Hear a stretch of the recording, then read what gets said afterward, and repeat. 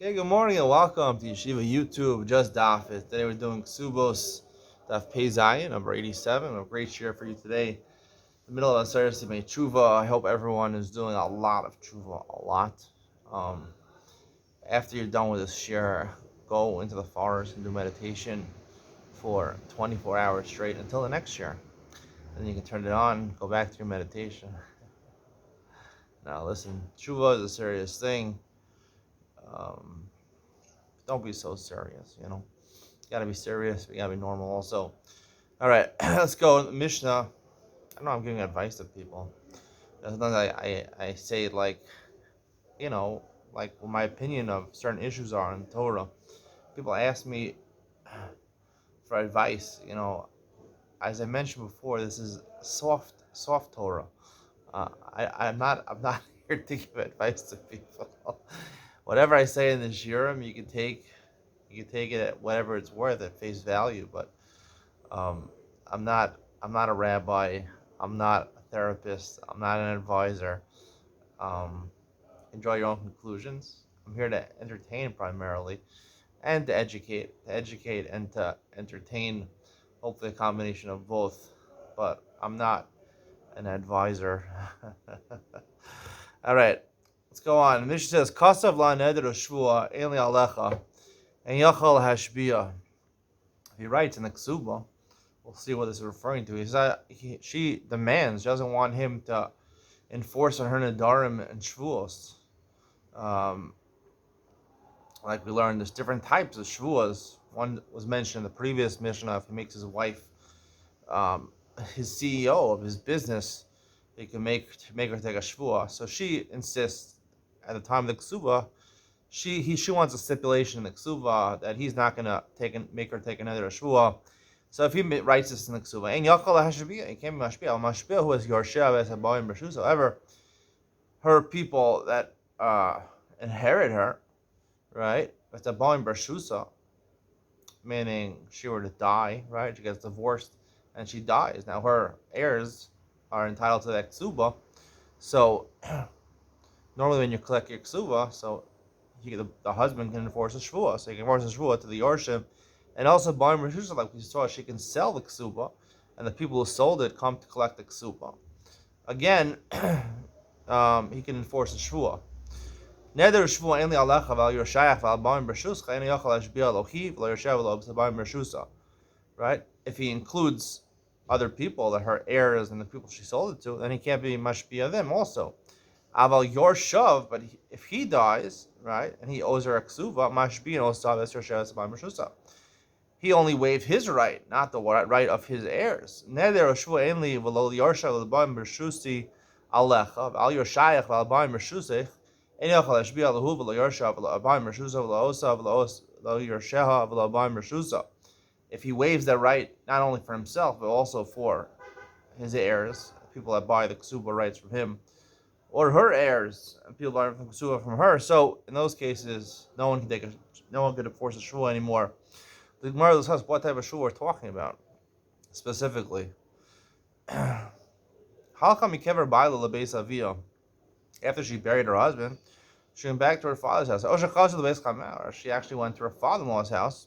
And she didn't take over his business. She didn't resume business activities, or she never was in charge of his business activities, and she didn't start then. And the Yarshim Mashbina, they can't be Mashbia, right? They can only Mashbia for things that happened after they died, when they became entitled, that his heirs became entitled to his estate. If she does become a betropa after his death, they can't enforce a shvuah while she was CEO during the father's lifetime, but after the father died, then his business transfers to them. So if she still is in her CEO capacity, so then they can mashpia her after the death, because then they own the business. Gemara says, Shvuah Maya Vita. What Shvuah are we talking about? I'm a Rav, top of Pei Zayin and Aleph Petropia Shanasas B'chai Baila. We're talking about the Neder Shvuah, about the business dealings that she had with her husband's estate while her husband was alive. Rav Nachman Amar Rab Bavua Al Pagemas Zuvasa. He's not talking about business activity. He's talking about something we'll learn in this Mishnah on Daf Pei Zayin and Aleph later on in the Daf. if she comes to collect part of her ksuba, right? You don't have to collect the ksuba all at once. She's owed $200. She collect $100 in the middle at one time, and then come back and collect more. There's a divorce. She can collect it one time, and then 5 months later collect the rest. So if she wants to collect it the second time after she took half it, she has to take a shvua. So that is the shvua that the Mishnah is talking about, that he's pattering her for. If she comes to collect the second half, she doesn't have to take a shvua to collect. As well, Mordechai repeated the following, the aforementioned discussion in front of Rav Ashi. According to the opinion that says he waived the shvua pogemes ksuvasa, the maska daita dilem misarchel izuzi v'shakilim ksuvasa. It made sense when they wrote up the ksuva when they got married. She thought maybe when I collect the ksuva, I'll have to take a little bit at a time, so I don't want to take a shvua on the rest. And she made him right that you're not going to make me take a shvua. People don't take a shvua. You have to come to court. It's a pretty formal process. Even if you're telling the truth, you're going to make your wife your CEO of your business. Not a good idea.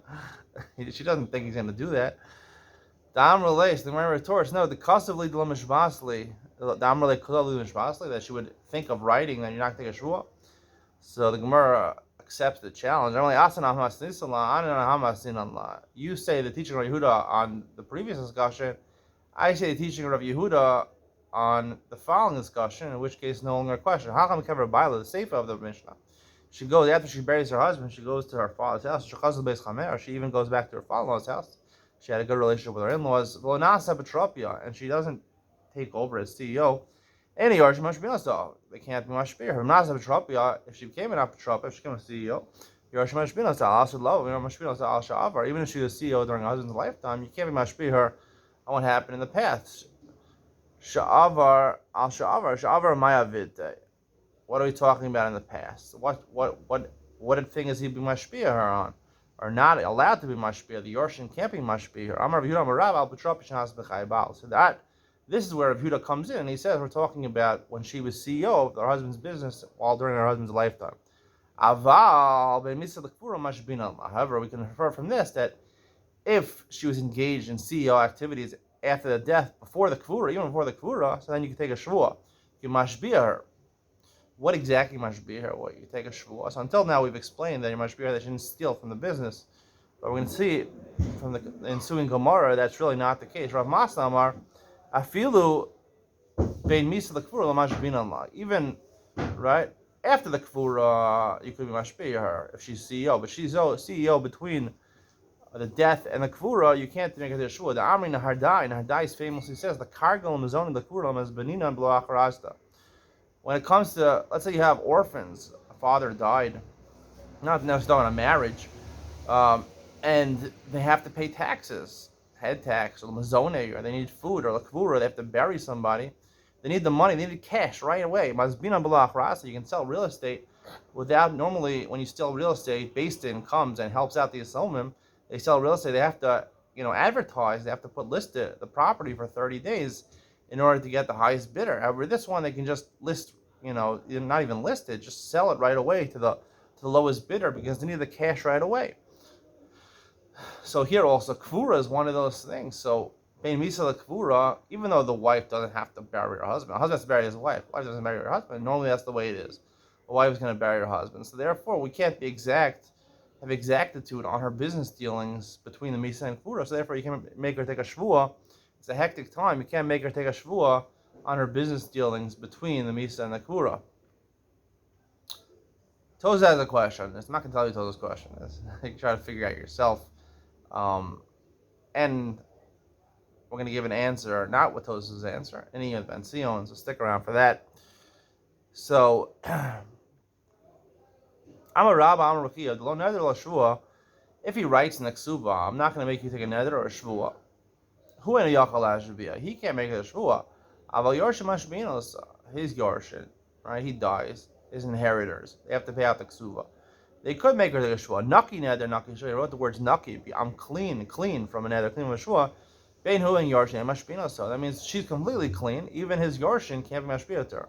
Aki gamarla menakim mishvuasa. You're completely clean from taking a shvua. Rav Yosef Amar, Rabbi Chia, he says a little bit the opposite. Lo neder lo shvua. Hu in a yakal ashbia. Lo yorshim mashbinos. So like he said before. If you say no neder or no shvua, he writes that in the Kesubos, so he can't be mashbi her, but his yorshin could.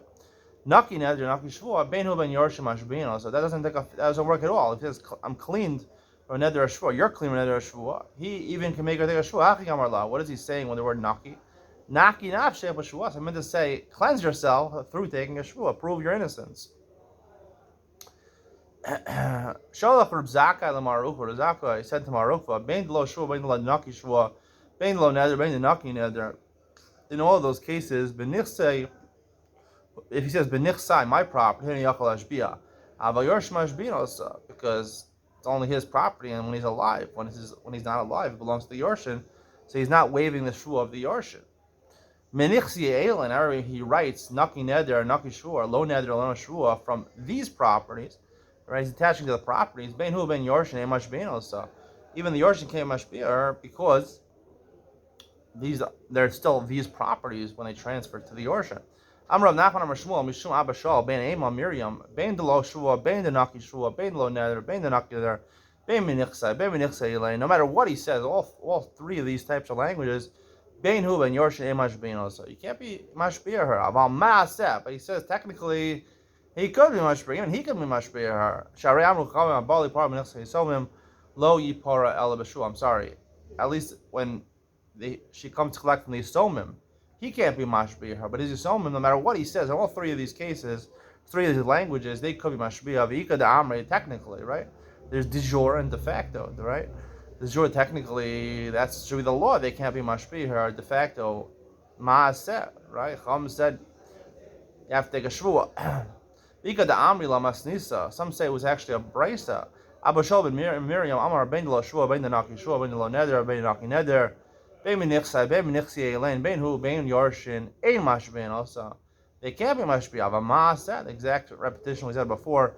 Shram ruchavim abali para minichsai yisomim, lo yipara el b'shua. If you come to collect from the nechasim of yisomim, right, from the heirs, they inherited the property from the father, you have to take a shvua. Amrav Nachman Amar Shmuel, halacha k'bein Miriam. The halacha follows the son of Imam Miriam. Technically, the de facto rule, because the Chum said this, is that you have to take a shvua. Mishnah says that Bogemes Kesubos lo tipara ela b'shvua.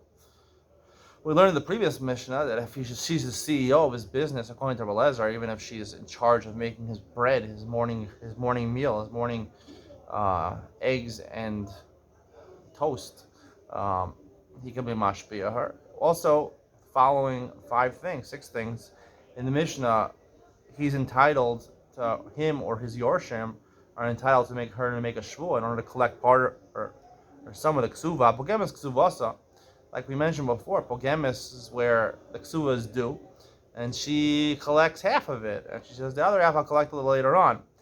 So when she comes to collect the second time, the remainder of the ksuva, lo tipar l'b'shua, she has to take a shvua that she didn't get paid the entire sum of the ksuva the first time. Eid echad, because the husband is saying, or the heirs are saying that we pay the entire amount the first time. Eid echad ma'ida she prua, right? The husband claims it was paid off. She says, I didn't get anything. And one aide comes and says, no, it was paid off. Lo tipar l'b'shua, she could collect, but she needs to take a shvua. Mnichsa yisel, mnichsa mishubadim. If she collects from the heirs, he died, or nechasim mishubadim, he sold the properties, and she has a lien on all his properties, or shalo b'fanav, right? They got divorced. He went to an island. He's not around. She wants to collect her ksuva. Let's be part of the shua. She comes to base. She has to take a shua. Hapogemes ksuvasa. Those 5 cases. Hapogemes ksuvasa kezad. What's the case? Haisa ksuvasa elev zuz. It was $1,000. Amrulais kabalta ksuvasa. He said, I paid you your ksuva. But he only those kabalta elamana. No, I only got paid 100. You still owe me 900. Let's be part of the shua. To collect that remaining 900, he has to take a shua. Eid echad me'ida she prua. The second case, one aide says that it's paid ketzad. Haisa ksuvasa elev zuz. Amrulais kabalta ksuvasa. Right? They both agree it was $1,000 the ksuva, and he said, I paid you the entire sum. She said, I didn't get anything. One aide says, no, it was paid off. She could technically collect. Eid echad is not enough to destroy her claim. However, she needs to take a shvua. Collects from probably Zolin Ketzad. He sold his property. All his real estate is bound to her ksuba. So she wants to collect. She comes to him. She doesn't have money to pay. She goes to the people that he sold property to during his marriage. she could collect from them. However, it's not him, so you have to collect the shua. He died, right? Once the husband dies, he owes her a ksuba. She comes to collect the ksuba. It's not him, right? He's not the Baal Din over here, right? So he has to take a shua. All these three cases are really the same idea as this last case. It's a little bit fun of Kesad. He's not around. Whenever he's collecting money from him while he's not around, from his heirs, from encumbered property, from the Lakuchos, it's a little bit fun of. If he's not around, Kesad, he went to Barbados. He nifrash a little bit fun of. And he is collecting her ksuba not in front of him. Any frasel, the shvua, she can only collect with the shvua because there's a little bit of suspicion that, right, she's collecting in these cases. Maybe we don't know what happened. Maybe the father paid off before he died, or he paid her before he left the Medina Sayyam. There's a little bit of suspicion, therefore you need a shvua. Reb Shimon Omer, the top of Pezayim Abayis, calls man she tovas ktuvasa hayorshim moshbiin osa. If she's demanding her ksuva, then the heirs have a right to enforce a shvua.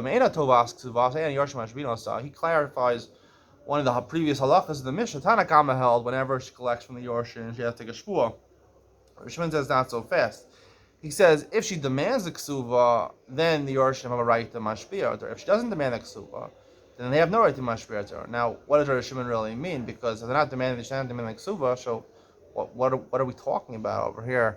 She's not asking for the ksuba. This Reb Shimon Shita will be explained later on in the Gemara. The Gemara says, he thought that the shvua will start with pogemis ksuvasa. Right? She takes a shvua where she claims half of the ksuba. He says, I pay the entirety of the ksuba. She says, no, I only got paid half of it or part of it. Right? So it's like modim and mixas. The katayin masayim. It's like she's asking for 200. Kamod leben meya. Right, he's saying it was entirely paid, and she says, yeah, part of it was paid, part of it you owe me. Havile mahodaba mixas ataina.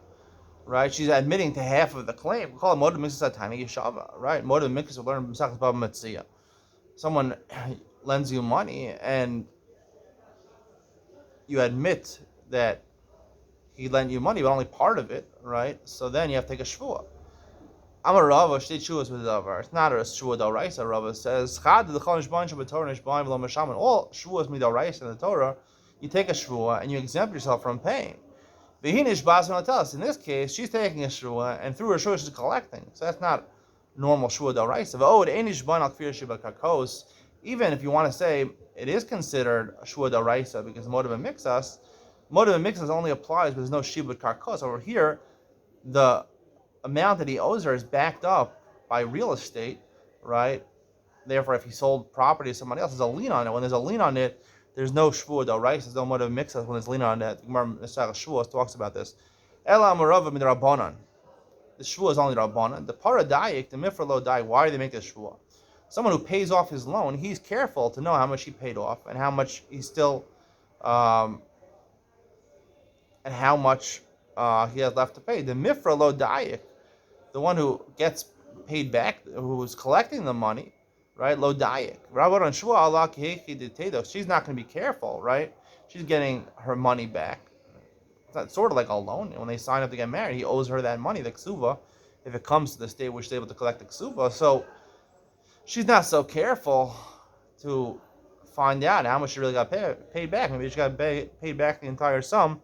So therefore, the one made a shvua, in order to be more careful. Until now, we're talking about with the shtar, right? The shtar ksuva, a loan document, ksuva document. Let's say she collected part of her ksuva in front of two edim, not with the shtar. Mao, it means the para of edim have a parala. If he would have paid her back, right? He would have paid her back the entire sum in front of edim. Al dilma isramilay, right? He doesn't have edim that's saying he paid the entire back. He paid the entirety back. Or do we say no, that if he finds Adam, he'll use Adam. If he doesn't find Adam, he won't use Adam.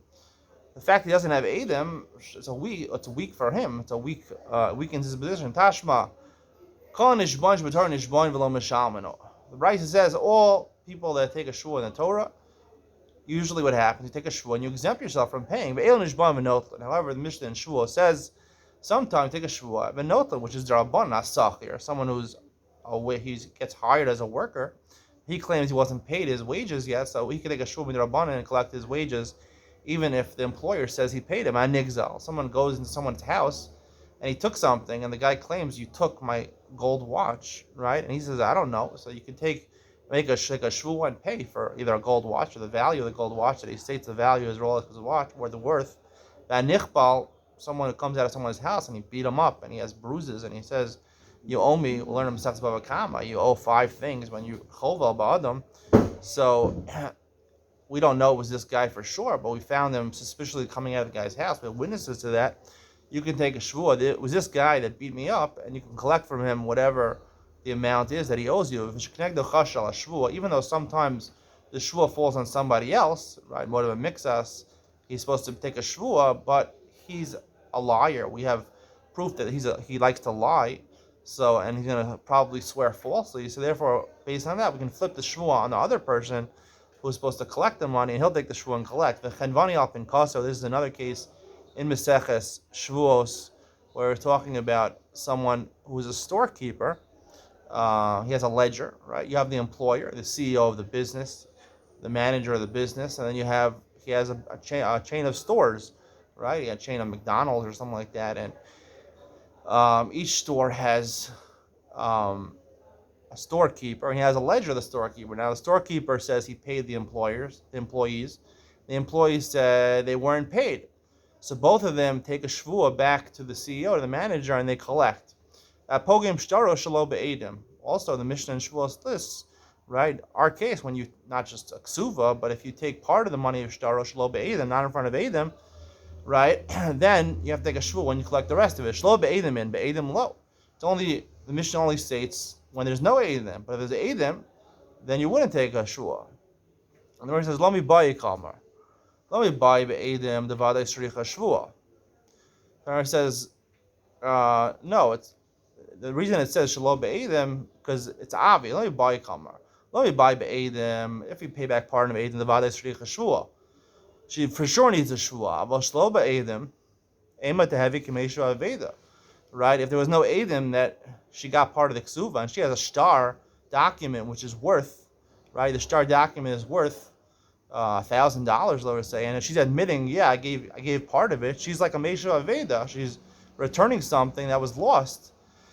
V'tishko below shvuah, she's entitled to take with that shvuah. Kamash malan, no, even in that case, she has to take a shvuah. Ibaylo, but also pachas pachas mishava pruta amahu.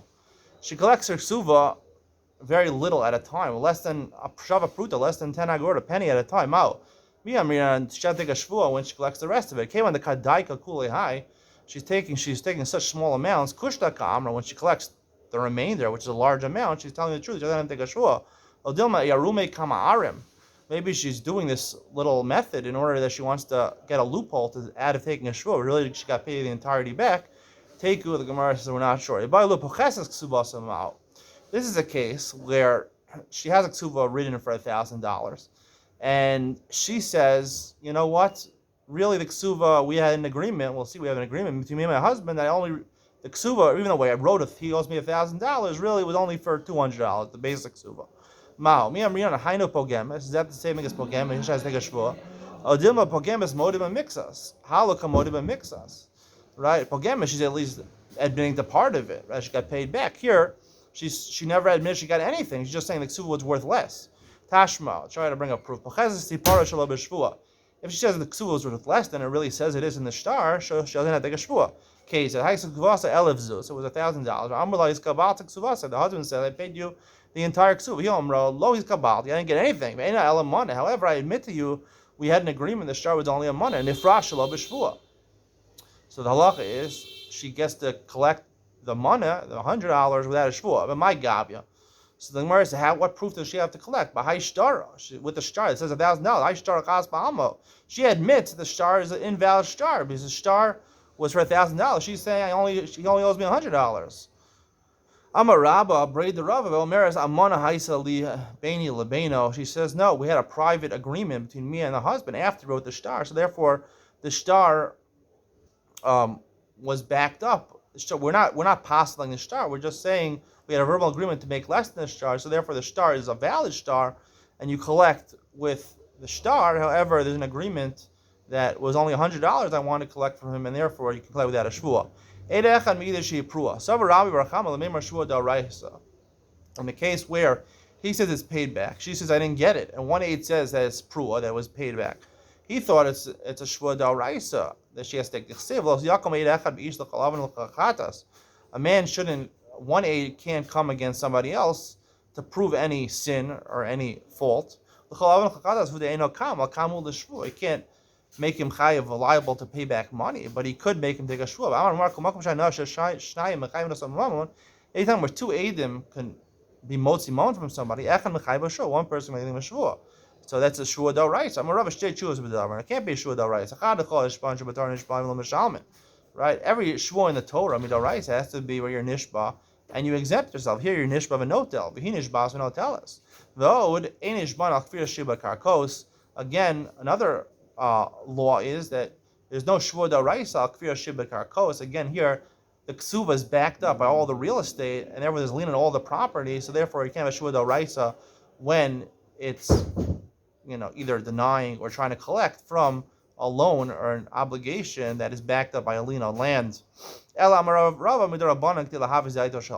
reason it's only the Rabbanan over here, really technically she doesn't have to take a shvua.